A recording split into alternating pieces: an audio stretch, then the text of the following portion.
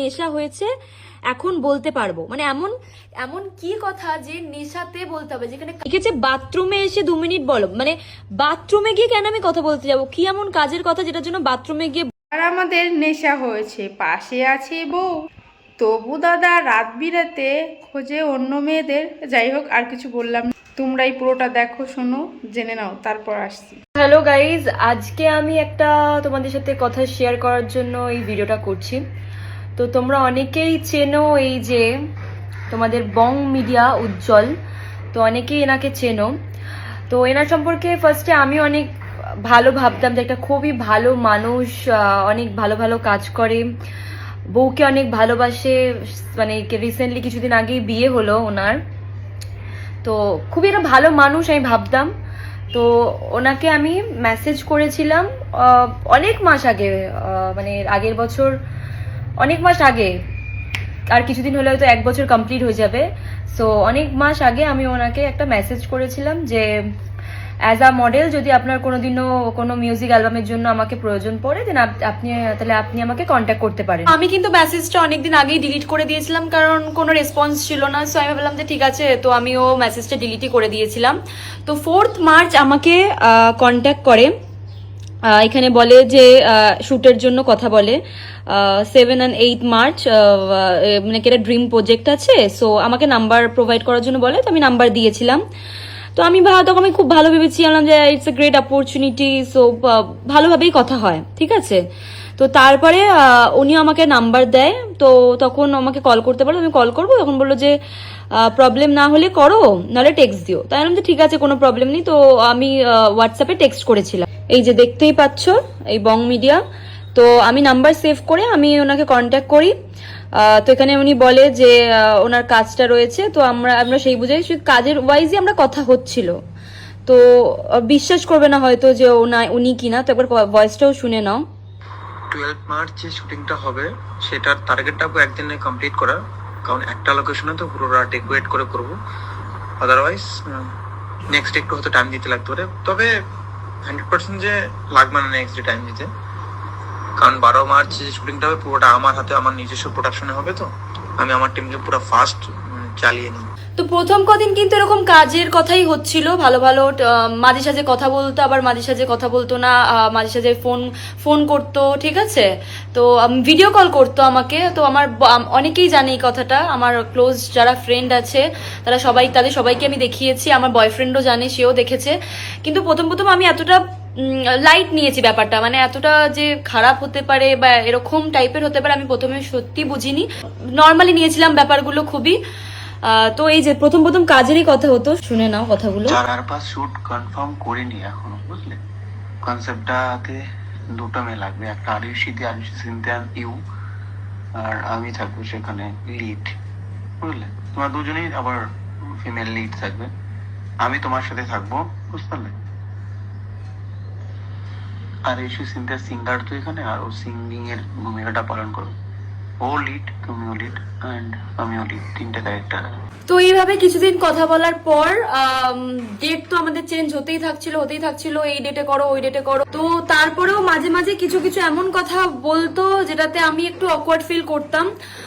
But ভাবতাম যে আমি হয়তো বেশি ভাবছি এই ব্যাপারগুলো নিয়ে, এটা হয়তো এরকম না, উনি হয়তো ওরকম না, আমি একটু বেশি ভেবে ফেলছি এই ব্যাপারগুলো। তো আমি জিনিসটা খুবই নর্মাল নিয়েছিলাম প্রথম প্রথম। তো তারপরে আমাকে হঠাৎ একদিন আর একটা নাম্বার দিয়ে আমাকে মেসেজ করে, এই যে বং মিডিয়া পার্সোনাল নাম্বার, যেটা বলে আমি সেভ করে রেখেছি।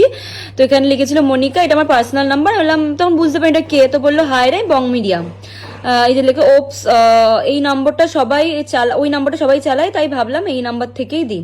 বললাম ওকে ওকে।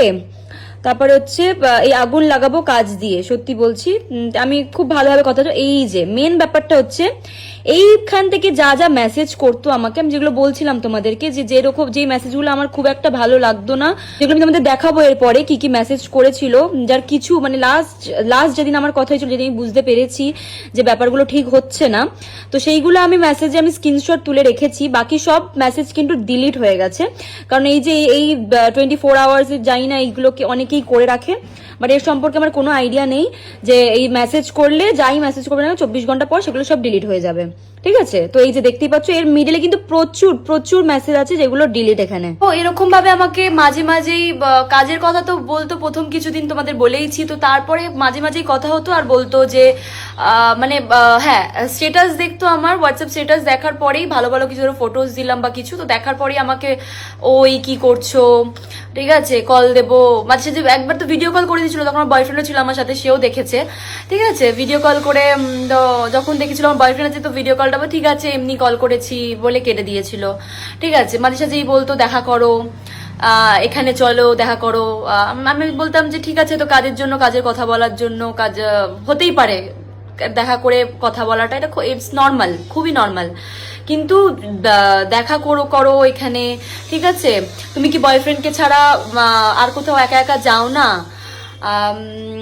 মানে অনেক ধরনের কথাবার্তা। ঠিক আছে, কিছু বলো, মাঝরাতে এরকম টেক্সট করতো, মানে লাস্ট যেদিন করেছিল সেটা তো মানে একদমই মাঝরাত, মানে কত বলবো, 1:30-2 বাজে, 1:30-2 বাজে এরকম, 1:30-2 না, 2-2:30 বাজে, 2-2:30 বাজে এরকম সময় আমাকে টেক্সট করেছে, করে যে কথাগুলো আমাকে বলেছে দেখো।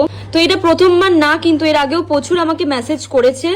ঠিক আছে, তো সেদিনকার আমাকে এরকম হোয়াটসঅ্যাপ একটা স্ট্যাটাস দেখেই আমাকে টেক্সট করা হয়েছিল, আমি যখন ওই লিখেছিল আমি তখনই দেখলাম যে আমার স্ট্যাটাসটা সিন করেছে কিনা, তো দেখার পরে কিন্তু আমাকে ওই লিখেছে, এলাম হ্যাঁ বলো কি করো, বলার পরে দেখতেই পাচ্ছ যে এখানে ফোনটা কিন্তু আমাকে করে দিয়েছে অলরেডি, যে তোমাদের বলছিলাম। ঠিক আছে, আমি তখন ফোনটা ধরিনি, যদি অত রাতে, আমি সিরিয়াসলি বলছি, আমি সেরকম কারোটা ফোন ধরি না।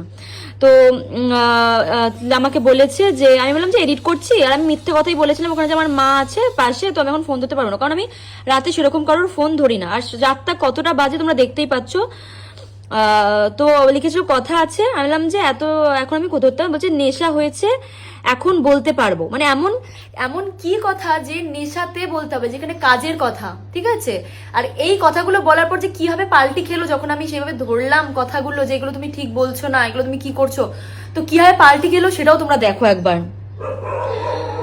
তো এই যে নেশা হয়েছে, আমি বললাম বাইরে এসে, আবার আমি বললাম যে এখন আমি পারবো না, তখন বলছে বাইরে এসে ফোন দাও।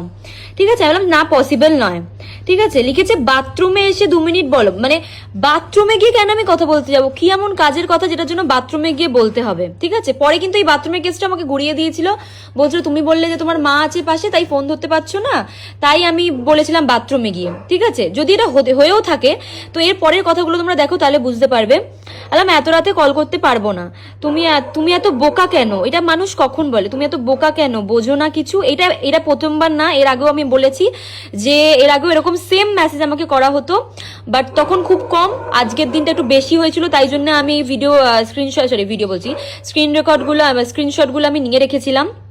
ঠিক আছে, সো এরকম প্রচুর মেসেজ আগে রয়েছে যেগুলো আমি স্ক্রিনশট নিতে পারিনি, যেগুলো আগেই ডিলিট হয়ে গেছে, ওই 24 ঘন্টা করা ছিল ওরকম সিস্টেম।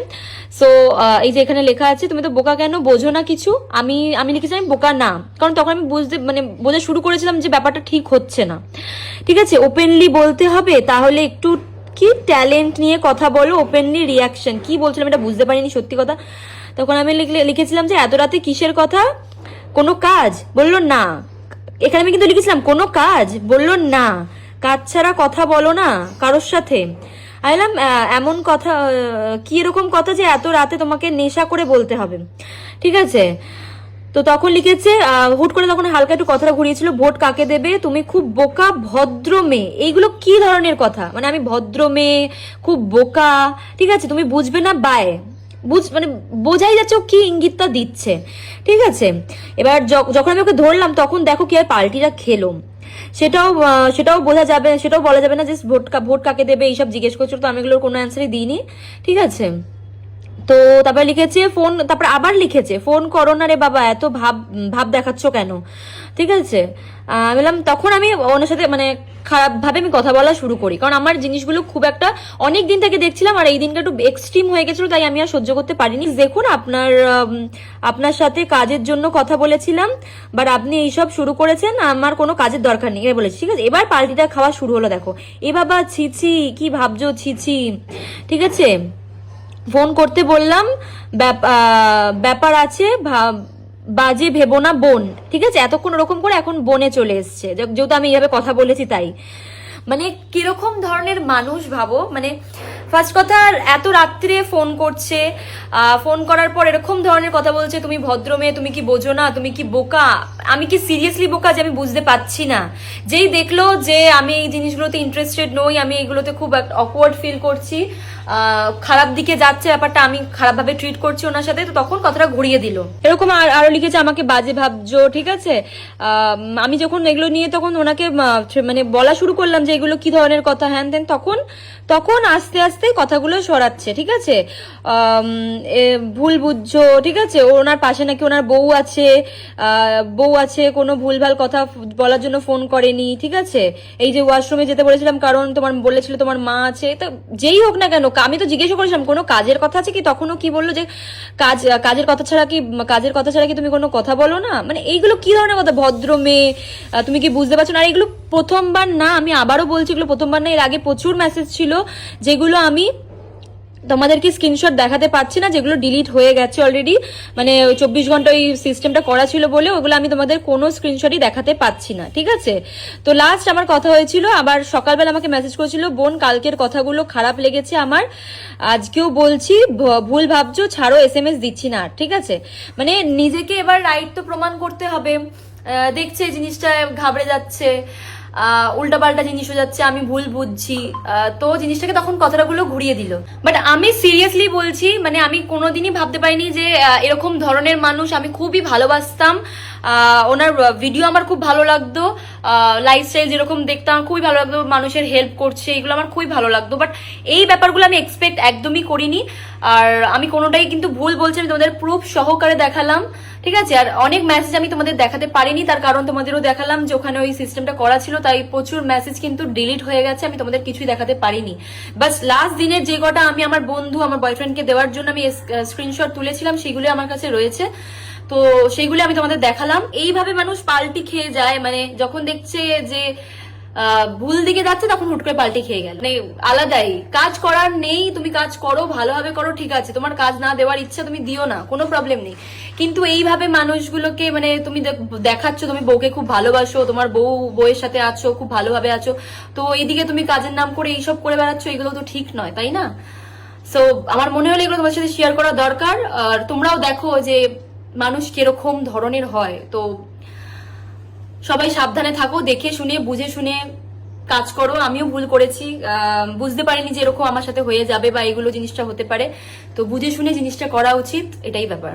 হ্যালো এভরিওয়ান, আশা করি ভিডিওটা তোমরা সবাই দেখেছো যে বং মিডিয়া উজ্জ্বল দাদাভাইকে নিয়ে সোশ্যাল মিডিয়ায় ভীষণ কন্ট্রোভার্সি চলছে। তো তার কারণটা তোমাদেরকে দেখিয়ে দিলাম যে কি কারণ। তো কিছুদিন হলো যে আমাদের উজ্জ্বল দাদাভাই বং মিডিয়া উজ্জ্বল দাদা বিয়ে করেছে, তার বউ কিন্তু যথেষ্ট সুন্দরী। আর সেখানে দাদা বলছে এক কথা আর এই মেয়েটা বলছে আর এক কথা। হয়তো বং মিডিয়াকে নিয়ে আর কি ভিডিও বানালে বেশি ভিউজ হবে, কিন্তু এখানে কিন্তু মনে হচ্ছে না যে দিদিভাইটা মিথ্যা কথা বলছে, যে মনিকা দিদিভাই। তোমরা তো ভিডিওটা দেখেছো, তোমরা এই কমেন্টে জানাও যে কে ভুল কে ঠিক। আর রাত বিরেতে এখানে কিন্তু কল রেকর্ডিংও দিদিভাই শুনিয়ে দিচ্ছে, যে সে কিন্তু মেসেজ হলে অনেকে বলতে পারে যে না এটা মিথ্যা কথা, কিন্তু সেখানে কিন্তু সে কল রেকর্ডিংও শুনিয়ে দিচ্ছে। তো একটা কথাই বলবো যে দাদাভাই, তোমার নিজস্ব অনেক কিছু আছে, নিজস্ব নাম আছে, ধাম আছে, অনেক কিছু আছে, তারপরেও ওর মেয়েদের নিয়ে এসব কিন্তু ঠিক না একদমই। আর তোমার বউ কিন্তু যথেষ্ট ভালো।